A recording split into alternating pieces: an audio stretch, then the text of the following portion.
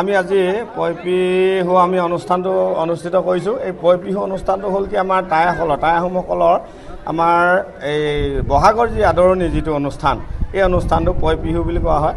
গতিকে এই পয়পিহুতে আমাৰ যি বসন্তৰ যি আমাৰ কুঁহিপাত ওলায় আৰু আমাৰো যিহেতু ডেকা গাভৰুকে আদি কৰি আমাৰ জনগোষ্ঠীয় যি গীত বাদ্য সকলোখিনি আমাৰ এই সমাহাৰখিনি সম্পূৰ্ণ পৰিপূৰ্ণ এই আমাৰ এই বসন্ত মাহতে হয়। গতিকে সেয়েহে আমি এই পয়পিহু অনুষ্ঠান আজি একাধিক্ৰমে আমাৰ ইয়াত 16 বছৰমান হ'ল চলাই অহা আৰু ইয়াত আমাৰ এতিয়া 8 বছৰ কমপ্লিট একেৰাহে চলি আহিছে। আজি আমাৰ ইকৰাণী নাহৰ হাবি আৰু লগোৱাবাৰী ইয়াত।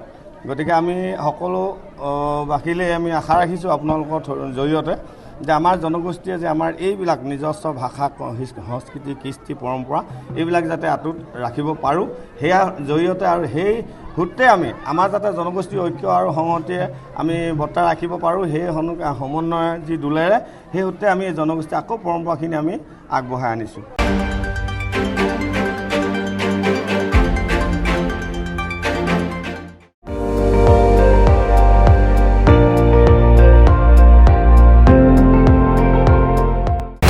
আপুনি চাই আছে ND24 সৰ্বশ্ৰেষ্ঠ নহয় সৰ্বোত্তমৰ দৌৰত।